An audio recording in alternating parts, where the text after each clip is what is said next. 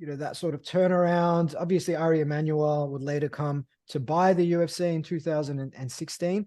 But we talked about the Ultimate Fighter 1, and it was interesting that the coaches for season 1, Randy Couture and Chuck Liddell, were only paid, I think it was $800 a week, which is crazy to think back on that now, especially given how instrumental the Ultimate Fighter 1 was on the fortunes of the UFC. And, the UFC subsequently went on to, as you say, generate hundreds of millions in revenue. Now, when we look at other sports typically will share revenue with their employees, aka their athletes, 50-50. Now, with the UFC, that number is quite a bit more skewed and kind of harkens back to those Ultimate Fighter 1 contracts in some respects. I mean, what can you tell us about the UFC, its fighter contracts, and the fact that unless you're a top tier fighter who's almost a household name, you're probably not earning enough to really make a living unless you put your neck on the line 3 to 4 times a year. Yeah, you're basically living paycheck to paycheck still. And I mean, this is kind of part of what's prompted, the UFC is facing 2 antitrust suits right now in the US from fighters arguing that their wages were illegally suppressed over, a period of, there's 2 separate periods, but basically it's close to a decade. And the UFC has all the leverage over fighters because there aren't any major competitors anymore for high level mixed martial arts in North America, at least. And they don't disclose fighter pay. The most athletic commissions in North America now have decided to withhold fighter pay. They used to make fighter pay public at every event. It was sort of an old holdover from boxing, or a requirement from boxing regulations, and that's changed now. And so it's hard to get a full view of what fighters in the UFC get paid, but the antitrust suit has made a lot of that payment information public, and it's the current estimates of fighter pay is that it's about 13 to 16% of the UFC's total revenue. And of that 13 to 16%, that's not all pay that goes to the fighters. A lot of that will be like the UFC, the way they do their accounting is they'll count the cost of a drug testing program that's run through USADA. They count that as fighter compensation. They count a lot of the fringes of sort of paying for medical coverage to stitch someone's eye up on the night of an event as sort of fighter compensation. So even that, pretty meager percentage is a little bit inflated. But most fighters, I think I wound up cutting this quote from the book. I can't even remember, but it's in another story I'm working on right now. Alexei Oleinik, who fought in the UFC, he was a heavyweight, had this quote where he said, if you win, you have enough to live for 8 months, and if you lose, 4 months. So just it's, and he was a top 15 heavyweight. He was a main event fighter in 3 different events. He beat a former UFC heavyweight champion.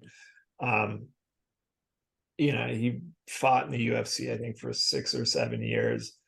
Well-known guy, not a superstar. It's not Conor McGregor, but he had done more than enough, I think, to deserve a kind of steady income and not to have to start thinking about what he's going to do again 3 months into the future.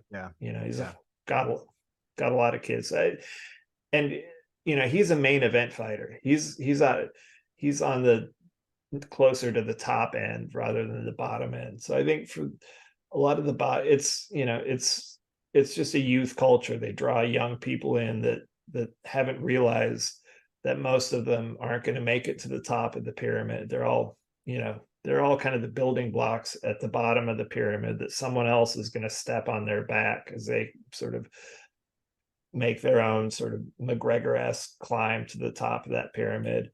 And so when they sign these contracts for 12,000 and 12,000, and they have to pay their own trainers out of that, they have to pay for their own medical coverage out of that, they have to pay for their own training costs, gym fees, and in a lot of cases they have to pay for their cornermen to travel with them.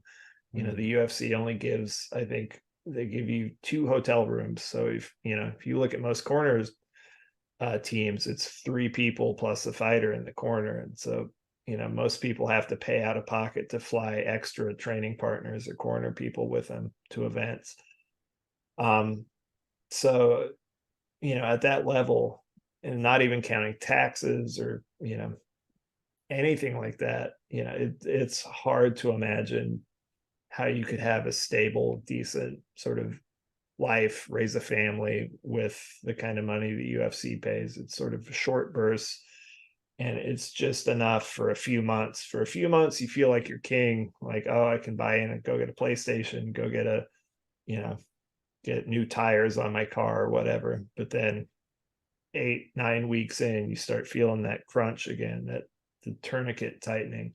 Yeah, absolutely. And it's kind of reminiscent of the way a lot of major record labels work, where they might sign an artist for X amount of dollars, 3 albums, whatever the case may be, but then the cost to hire a record studio, producer, promote the album, basically all the on costs get charged back to the band. And the band who was expecting, say, a check for $1 million ends up with 150K. It's like, where did the rest of it go? Oh, all that stuff you guys were enjoying for the past 2 years on tour, the limos, the flights, this, that, the other. Well, someone's got to pay for that. It's not going to be us. So it's a similar sort of thing here, unfortunately. And one of the curious things I also found was in the fighter contracts. Basically, the fighters are independent contractors, Right. which means there's no health benefits or any of the sort of federal protections you get as a full-time employee. But normally, if I'm an independent contractor, I have the freedom to go and work for someone else. Whereas in this case, they're independent contractors, but they're essentially not allowed to fight for other productions. Now, as you say, nowadays, the UFC has more or less beaten everyone or acquired them.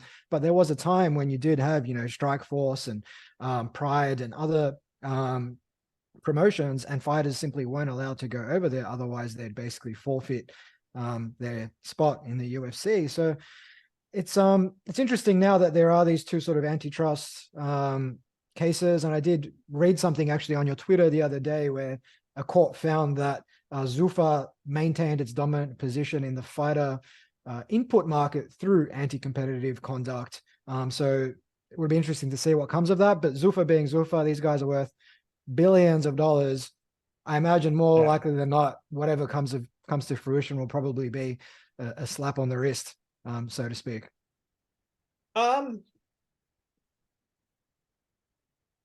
I think it'll be worse than that. I think it'll the way antitrust law works in the US is if you're found to have violated antitrust law and suppressed wages in this case, the judgments are tripled so that they're punitive. So it's not just like if I did something illegal to pay you less than you would have gotten in a competitive market, I'm not just liable to make up the difference, because then why wouldn't every business